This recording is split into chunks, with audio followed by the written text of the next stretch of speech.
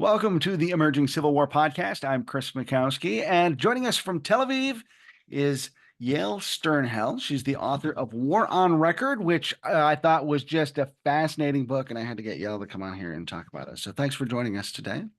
Thank you so much for having me. So I do want to take a moment just to acknowledge that we're recording this at a time where Tel Aviv, where Yael is living, just sustained rocket attacks over the weekend. So things are tense on Yael's end. So just within that context, thanks for being with us. But I hope that all of yours are safe and sound, and everyone as well. We are well, and just very much hoping for a rapid end to this terrible war and for a better future for all of us living in this region. So my thoughts have been with you. So thanks. Thank you. Much appreciated. Taking some time with it. So when I saw your book first come out, I was super excited. And I don't know if anybody said that to you. I was super excited about your book because I use the ORs all the time, and I sort of look at the ORs like they're my crazy aunt. Like I've gotten to know them so well that they've just got these weird idiosyncrasies, and you love them, but there's a little weirdness to them. And so to have someone who wrote a book to talk about that. I want to say, Chris, what most people tell me is, oh my God, I use the OR all the time. And I just look at the OR as in the same way that I look at a flower in the field. This is just how it's supposed to be. There's a logic that I've never given, one moment's thought to. And now I realize that there's a history behind it. So in some ways, I think your relationship to the OR is kind of atypical because you've seen the quirks. Most of our peers don't see the quirks, but just kind of take it, this is how God intended for the OR to be. Well, I mean, and you spent a lot of time talking about how they are, themselves, they're not an objective capture of history, but they are a time capsule of memory. And, so they're a product of their time and place of their creation, which is a much different way to think of them than this objective collection of documentation. And we'll sort of get into that. But you have this wonderful coda at the end of your book from where you talk about Dallas Irvine from the National Archives and how he was so frustrated that the record keepers didn't keep records. And so he couldn't quite understand that birthing process. Tell me a little bit about that, sort of that frustration of, these are not the way they're supposed to be, but a product of their creation. Right. So in that, that's a really effective summary of basically what I'm trying to show. So Dallas Irvine was a staple of the National Archives, one of the first professional employees.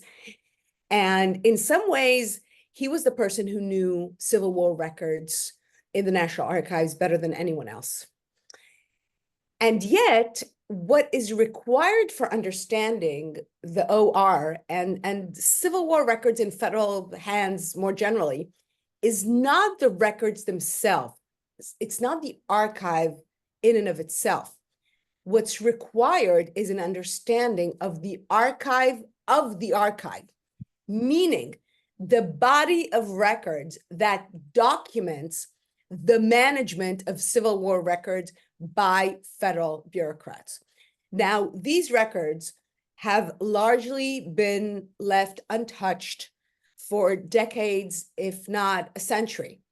And in order to understand how the OR was made and how more generally the federal government took care of its federal Civil War collections, I had to take apart that collection one piece of paper after the other in order to reconstruct the process of what the hell the federal government did starting in April 1865, when it suddenly found itself the custodian of millions and millions and millions of records of a war that was now over, but that had left a massive paper trail, which the government wanted to use.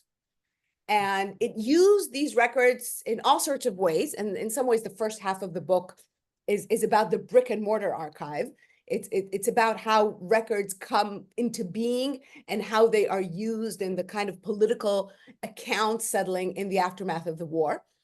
But then in 1874, the government decides that the way it wants to use the records is to create a published compilation of the most interesting and important records and put them out there so veterans and historians, which often meant the same thing in the late 19th century, could use them. And thus begins the process of making the brick and mortar archive, just the piles of messy, chaotic papers strewn all around DC. There's no National Archive, there's no War Department archive. Things are just literally in different cellars, attics, basements, entire buildings are storehouses for Civil War records. And a group of bureaucrats needs to rein in these quantities and make some decisions about how to create a publishable compilation. And at that point, the records that these bureaucrats left become really the center of the story. And I don't know, Dallas Irvine knew the archive so well.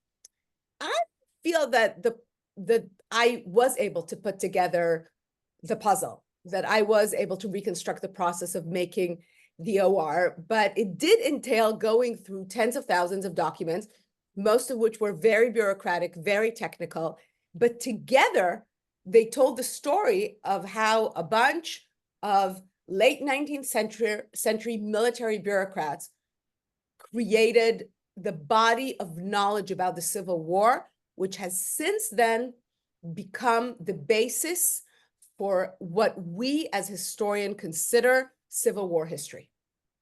And I think your book does just a marvelous job of illuminating all of these questions that are going on behind the scenes as these records are getting compiled. And as you mentioned, there's not a lot of insight into how these decisions were made or kind of what helped inform them. And the story that you piece together about that, I think, is fascinating. But there are a lot of still today unanswered questions or unanswerable questions about the compilation. Questions, right? Some questions I was not able to answer, but many others did ultimately, and it took more than a decade to kind of see through wade through the forest of records and then kind of actually realize what it is that I'm looking at. But at the end of the day, these archivists were not boring bureaucrats. They were very politicized. They were creatures of their time and place. They were military officers. Many were veterans of the Civil War, both of the Union and the Confederate Army. And they were in constant touch and very intimately tied to hundreds and hundreds of veterans and their family members who pulled strings in all sorts of ways and tried to manipulate the records in all sorts of ways. And what I show in the book is what kinds of decisions and what kinds of manipulations actually worked. Who was able to decide what would go into the records, into the publishable records, and which veteran, which family member, how were they able to influence what we consider to be objective knowledge? What I try to show in the book is how the seemingly kind of very cold, factual, nonpartisan, apolitical collection of raw records is actually the result of complicated decision-making and complicated negotiations between archivists, veterans, politicians, and, you know, always the kind of the silent actor culture, what people believed, how people thought about the world, how they thought about the country, how they thought about the Civil War. All of these play a part in how eventually this series of records that I too love and use and is in some ways my go-to source for the Civil War, how it came into being. Let me ask you about that. Like, what made you decide to write this book? You know, because it seems like a daunting challenge. Yeah, you know, it was not the book I had planned to write, but I think we can all pretty much say that about our books, right? That Yeah. I think that's a pretty common experience for historians.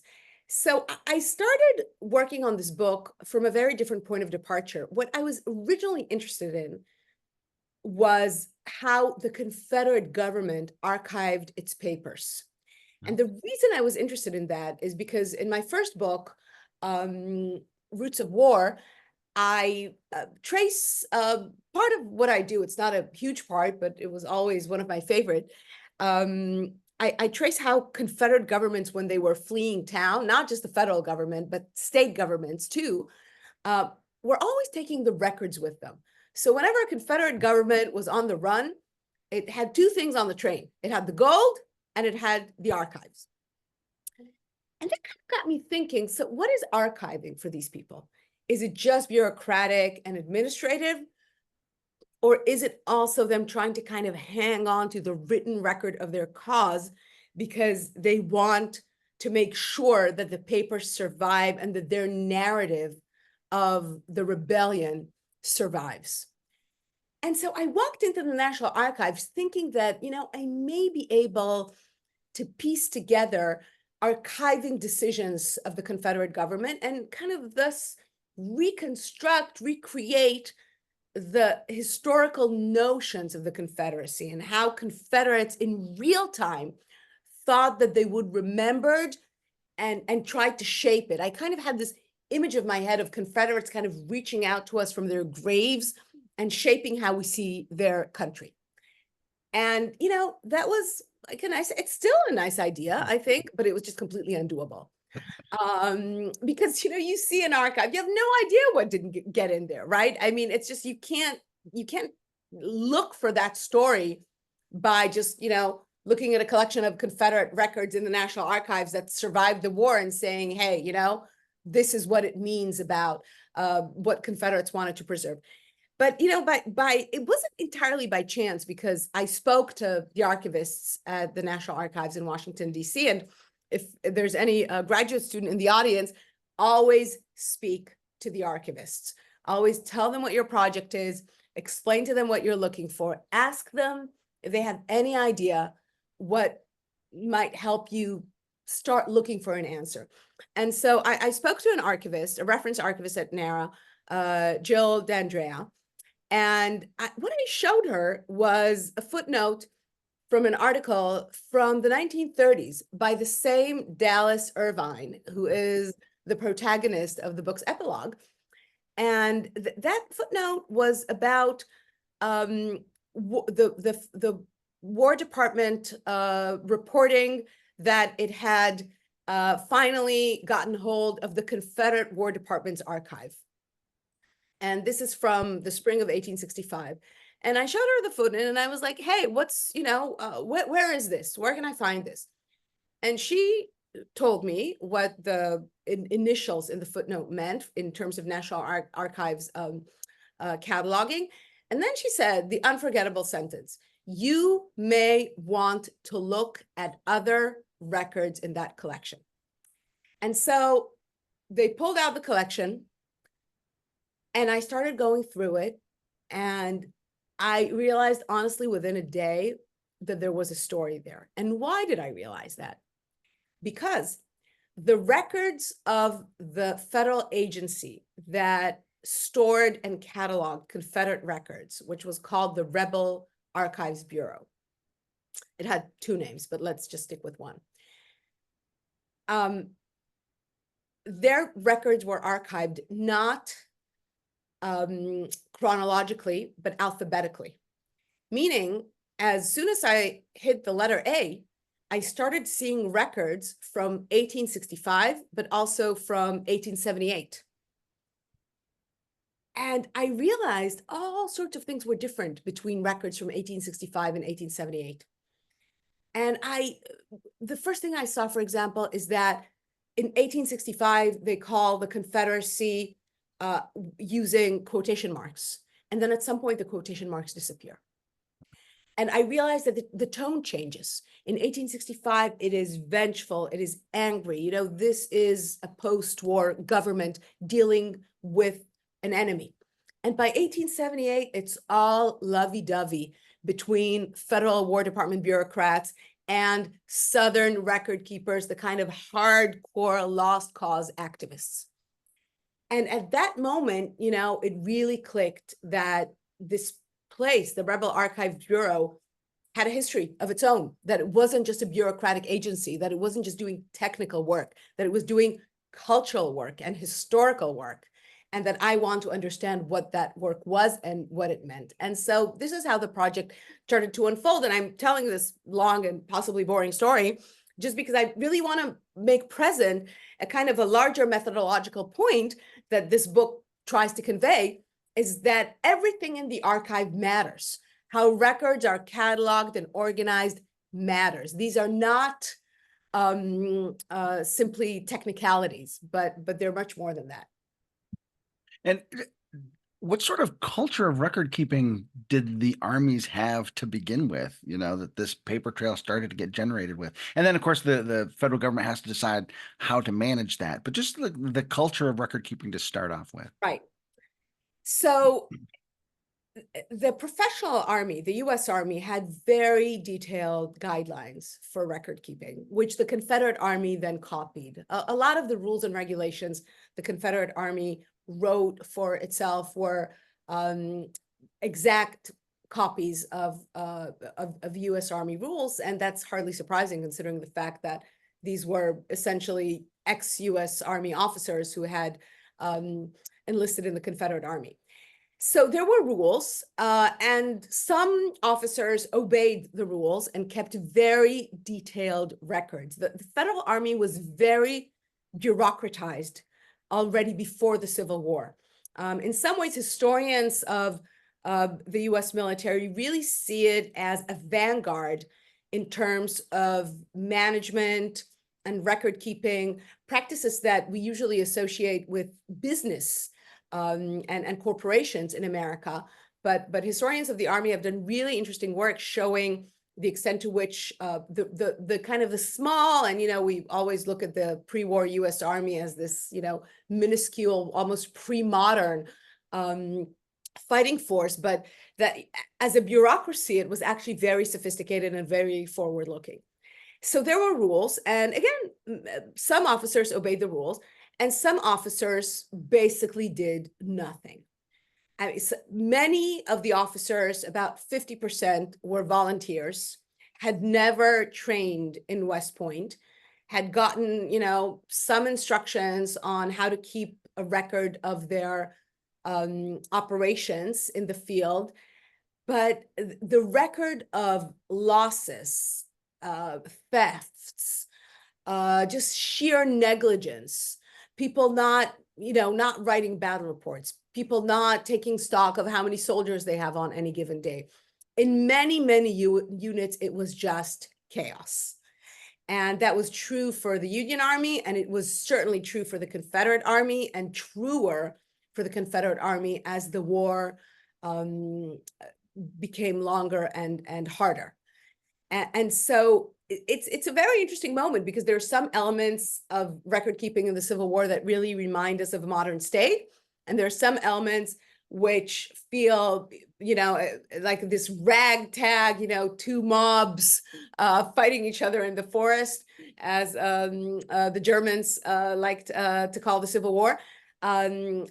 So, you know, like in many other areas of the Civil War, it's a sort of a mix between the modern and pre-modern, state-sponsored and state-run, and kind of very improvisational and very local. Yeah.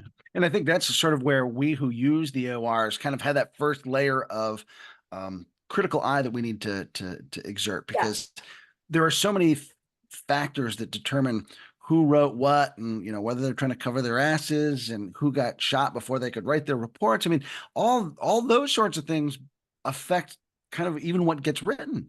Exactly. So I think in some ways there are two layers that we need to be aware of as Civil War historians. The first is what gets written. That's a really great way of putting it.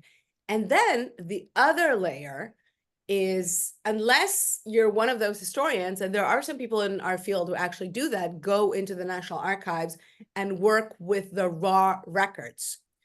But if you're skipping the raw records at NARA, as many historians do, then you're left with the OR.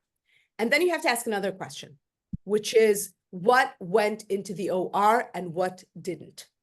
And then you need to take into account that the people making decisions about what's going into the OR were men, white men, educated white men. So there's a class, race, and gender aspect to this, who make decisions based on what they think is important. But what they think is important is not necessarily what we think is important. And in many ways, some of the most interesting and human aspects of war making simply didn't come into the OR because the selection process was really aggressive. The OR is huge, but the raw records are much larger.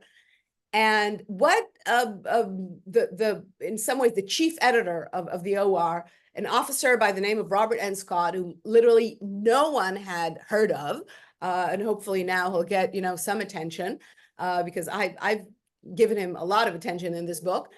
He had very clear ideas about what was important for historians to see, and let me tell you, these are not the things that we think are important. Okay. And that sense that these are colonels and brigadiers and major generals that are writing these reports, and that's a very different perspective than the company level experience too. Right. So there are records by company level officers. It really depends on how organized and bureaucratized any given, let's say, corps or even a regiment could have a regimental commander who demanded that every officer write a report about every battle they were involved in. But yeah, much of the time we're dealing with a kind of bird's eye view of the war. And so many voices get left out. African Americans appear nameless. They are, they at best appear as these extras, guiding soldiers, providing information, running away, but their story is told entirely through the eyes of white commanders in the armies. Women are left out because they're not in the battlefield mostly, and what these compilers wanted to know mostly what was going on the ground, sort of ground operations of the Civil War. And lower class Americans, working class, lower middle class Americans are also shut out of the OR because they weren't officers. And so their stories aren't told. So we get a very specific view of the war, which is moderated both by who's writing the records and then who's deciding which records matter and which don't.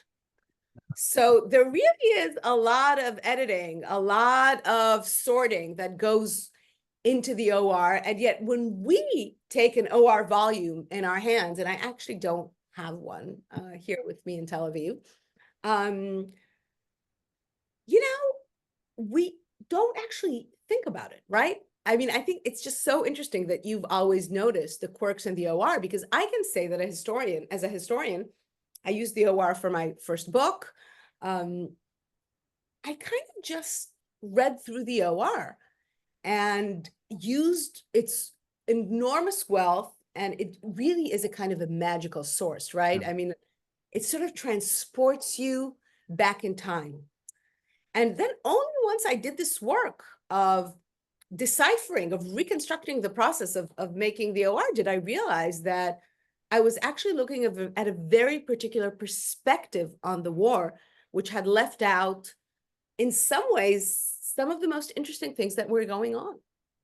Yeah, like it's a source that you want to believe it, because it's so authoritative. But one of the first things I recognize is like nobody ever writes, "I did a terrible job in this battle," and so there's just that self-censoring that goes on, and so from there, everything that makes its way into print has a bias because of the way people are trying to present their own actions and cover their own, and I specifically really dove into it with the Overland campaign and just the attrition of officers over time and who's available to write and when they finally get the chance to write and who's still alive. And so, those quirks really came to life for me, being elbow deep in the ORs that way. But I maybe another way that I noticed, and I'll ask you to speak to this, is if you look at the first couple volumes on a bookshelf, they're pretty slim, volume 1, volume 2. But by the time you get to into the hundred and teens, 120s, like you've got 3 and 4 volumes that are all this big. Like they understood how to record keep, and now they're really going at it.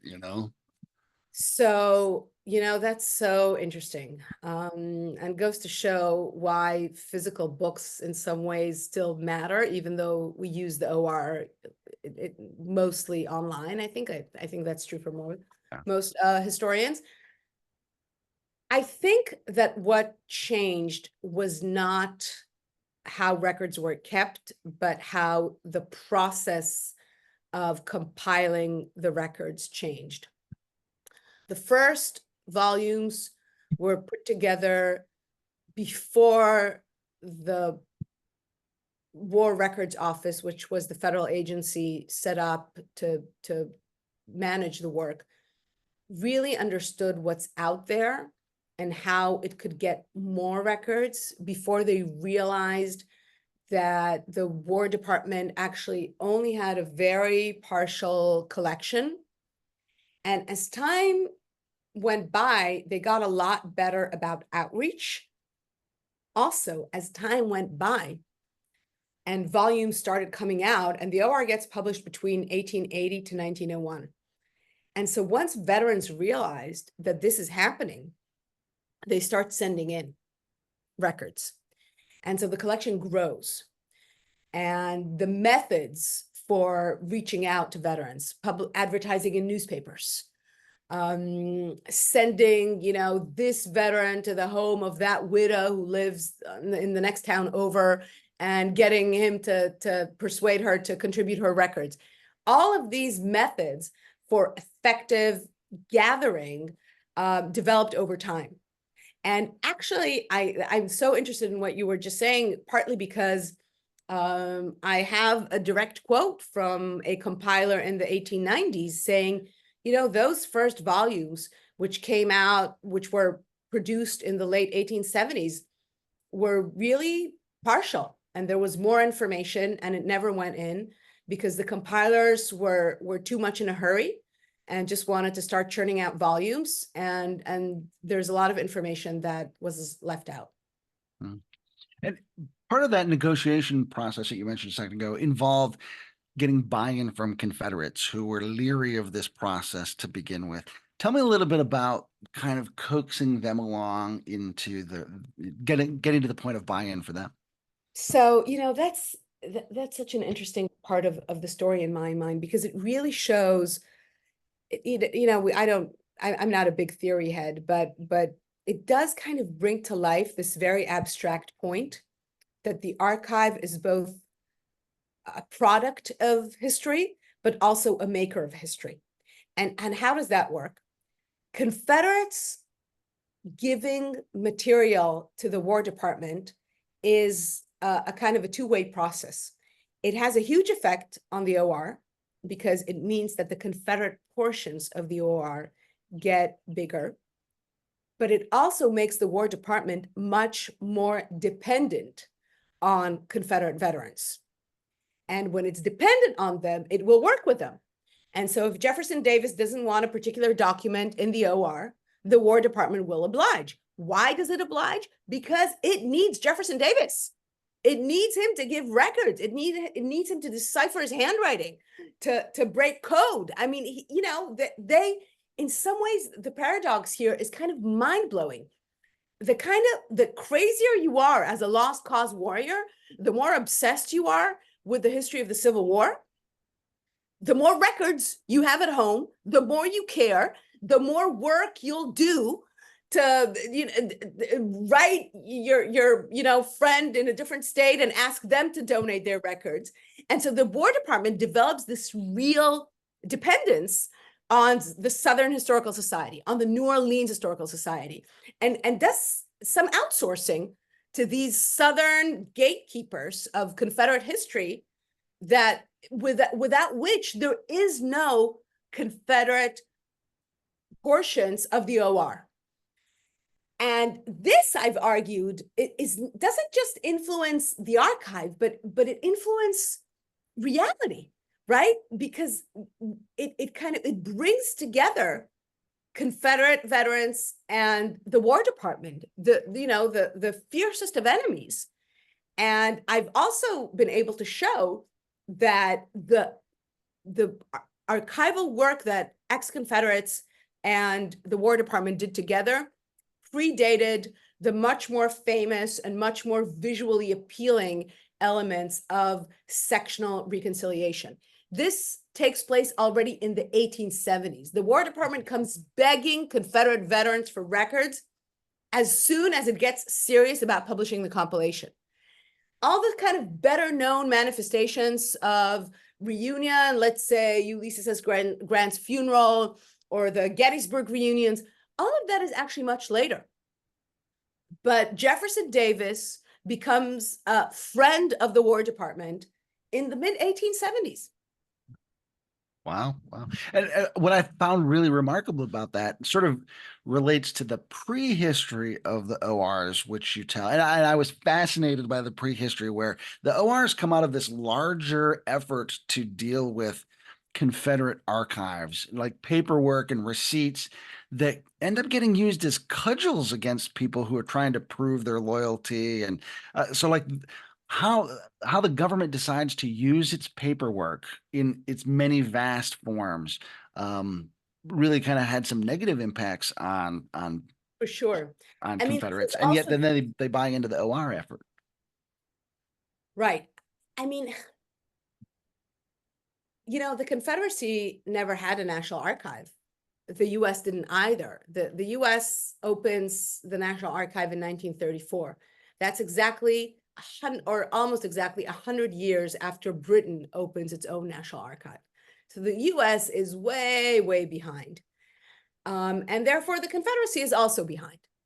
But then, in a really kind of ironic and fascinating process, the US government creates a national archive for the Confederacy after the Civil War because it concentrates every piece of paper it can find on the Confederacy in one federal agency, again, the Rebel Archives Bureau, and tries to create some kind of order in what is honestly, I mean, it's so messy. These papers are full of dirt and mud because they're picked up from the streets of Richmond.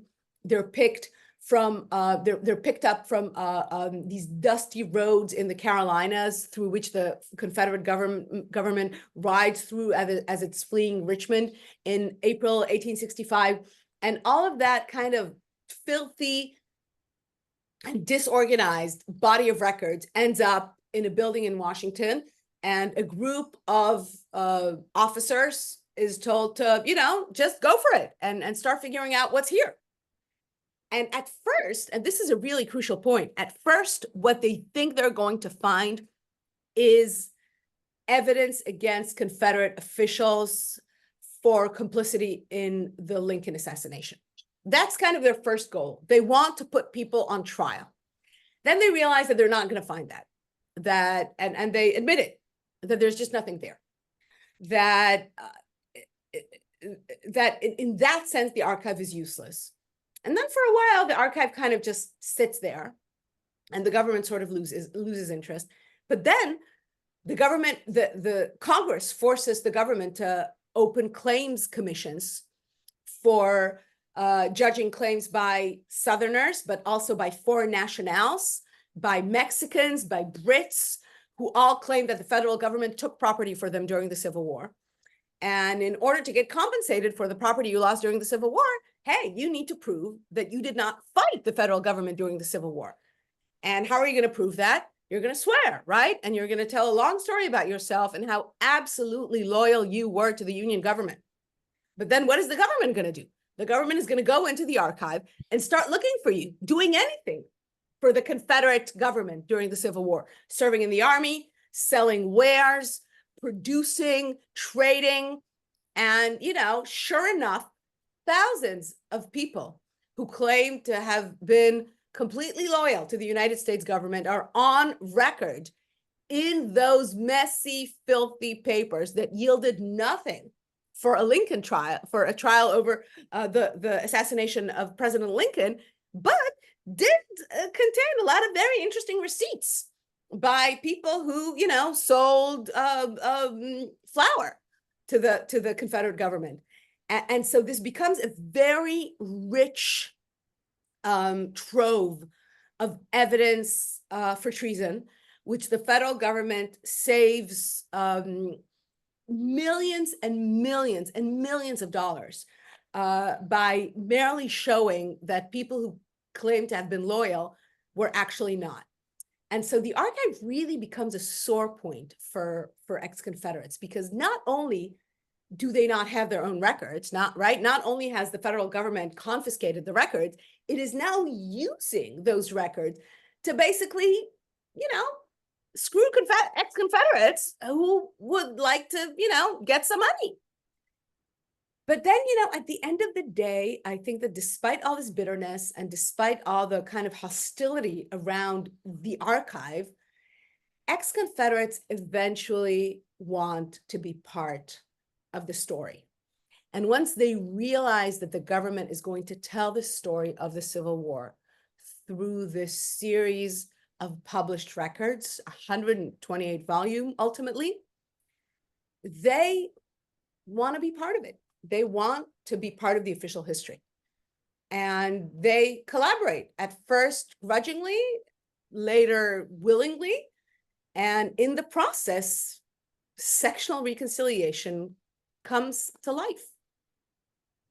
As they get more involved in the political process, I know that you've talked a little bit about how the political winds change. That has an impact on all this record keeping and the archiving.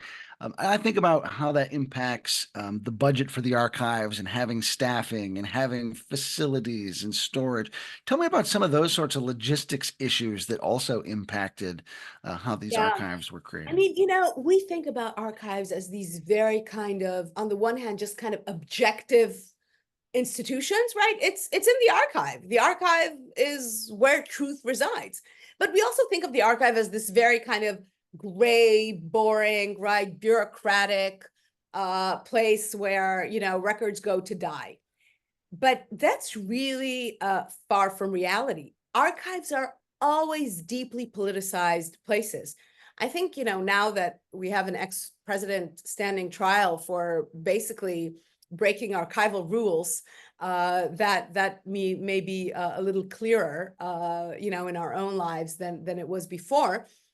But you know what? I mean, I really think it's important to realize when we think about archives that, at least for the archive that I have studied, when Democrats were in power in the late 19th century, they wanted a smaller archive. They wanted the government to stop fighting claims. They wanted the government to stop spending money on what they thought was essentially a kind of a revenge through paperwork in the post-war era. And then there were secretaries of war who were incredibly enthusiastic about the archives and wanted the OR and pushed the OR. And it really does matter who's in power, who has the purse. It matters who are the archivists.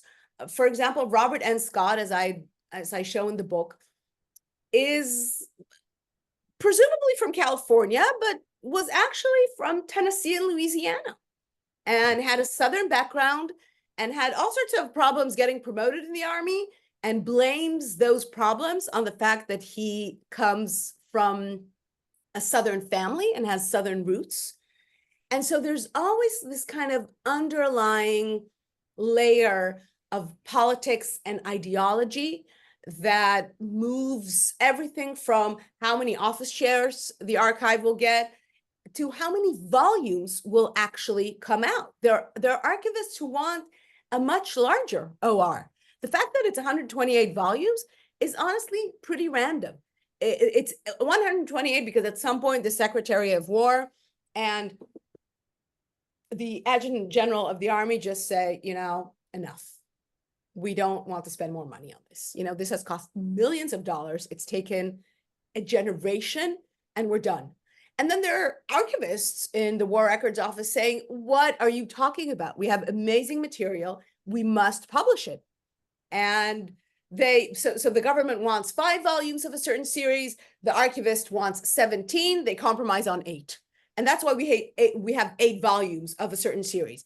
But that's not all there is. And that's not the whole truth. And that's not the whole story. And there are other stories just buried in the National Archives in manuscript and require much more of an effort by historians to dig them up. What sort of logistical challenges did you face being based in Tel Aviv and having to deal with all this archival material in Washington? This is a project that would have been impossible to undertake without digital photography. Yeah. Because what I used to do is just sweep into the National Archives. At some point, I was there so much that one of the lovely security guards greeted me with "Welcome home" when I arrived. So I discovered these records in the summer of 2011, and I just came as frequently as I could. And that has to do, honestly, with a very generous travel budget that my university has.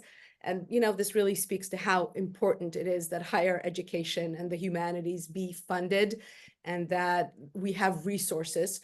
And so it took me between 2011 and 2020 to finish reviewing the archive of the archive. And, some years I was there a lot, some years I wasn't there at all. I also had a baby at some point during the process. So, it was ups and downs. And so basically what I did was just not cut corners. I didn't sample. I didn't say, oh, let's just forget about this year. Probably nothing happened. I didn't cherry pick. I went through the entire collection to really reconstruct this process of creating a Civil War archive in Washington. First, again, brick and mortar, and then in print. And so I used to come in with my digital camera, go through a folder, choose what I wanted to digitize, then go to the camera stand, digitize until my back hurt, and then bring it home with me, of course, upload it to my computer. And then I had research assistants doing the reading with me. Otherwise, it would have taken another 10 years. And this, again, speaks to, the very boring, mundane, but crucial issues of budgets. And because I had funding from the Israel Science Foundation, then I could hire, it was actually very difficult to hire people who could read 19th century cursive. Cursive, yeah. So it's only Americans, basically, only American born or Americans who were here on internships or whatever. And so, over time, I kind of pieced the story together. But this really was a project dependent on institutional generosity. And I think it's, important to point that out. Did you have a particular light bulb moment as you worked on this project that helped you kind of understand your role as a historian a little differently?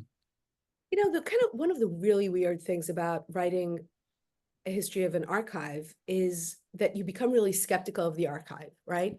Because you're like, hey, archives are actually full of people, pulling all sorts of shenanigans that affect how I see history.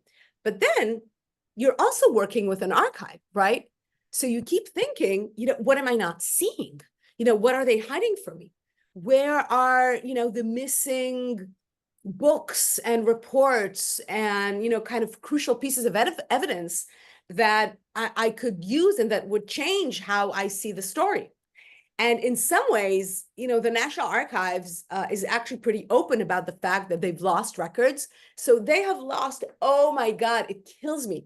They've lost a crucial record book from the very early years of the process of making the OR, when a lot of the major decisions were made, and it's gone.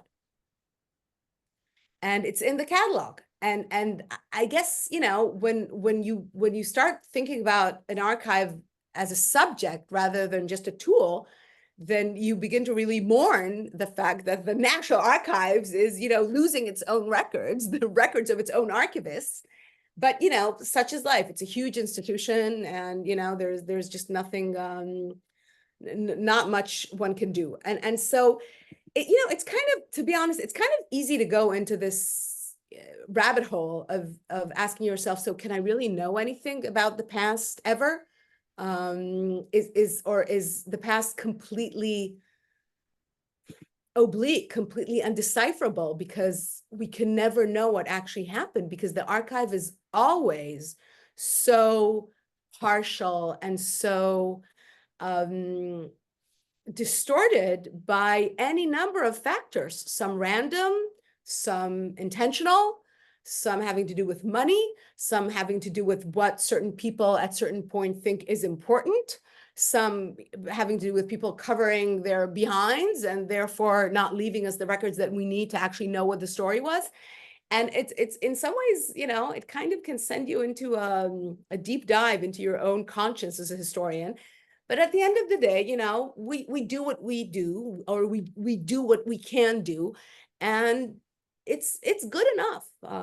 Dallas Irvine said the story of the OR cannot be told, and I think it can be told, but it can't be told perfectly, and it can't be told fully, because records were lost and hidden, and God, Robert N. Scott did not keep a journal. I mean, so many 19th century Americans kept a journal, and yet he didn't. And so there's some things that we'll never know. I just thought it was a wonderful reminder of the sorts of questions and the sorts of skepticisms we as historians need to always be armed with when we're looking at any primary source material, but particularly a collection. Sure. And I mean, I think there's something that's really crucial for us as historians of the United States, and I think particularly because American archives are so seductive and inviting, right? I mean, even at NARA, where archivists are sort of not as friendly as they are, let's say, in the Virginia Historical Society, okay, just to use a kind of a random comparison, though I love all the archivists I've worked with, but some places are more service-oriented and some are not. And yet there's just something about the openness about archives in America that I think tames or subdues suspicion. And, when you're a historian of Russia and you have to bribe every single person in the archive, from the guard at the entrance to the person handing you the records, you're not going to think of the evidence you're seeing as God's word, right? And I think because in some ways we have such an easy life, because freedom of information really is central to American archival practices, then we are often a little too naive about the institution of the archive. Oh, that's a great way of putting it. Any final thoughts you'd want our listeners to take away? I mean, the one thing I want to say about my book is that it sounds like it's very theoretical, and I hope you will vouch for me, Chris, that it is not, and that the theory really is kind of hidden in the footnotes and maybe one page in the introduction, but otherwise it really is a story about how people made knowledge about the Civil War, which undergirds everything we know or think we know about this conflict. And I really think these questions are worth thinking about if we want to understand the past in a meaningful way.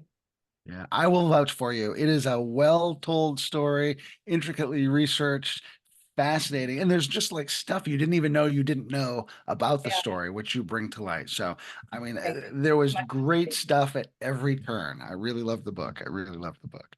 Thank you. So, Much appreciated. From an avid reader like yourself, that's even more of a compliment than from, anyone else, uh, basically. well, thanks, Yael. I really appreciate your time today, My pleasure. Thank you and so much. please stay safe. I'm Chris Mikowski for the Emerging Civil War podcast. Thanks for being with us. We'll see you online, in the archives, and on the battlefield.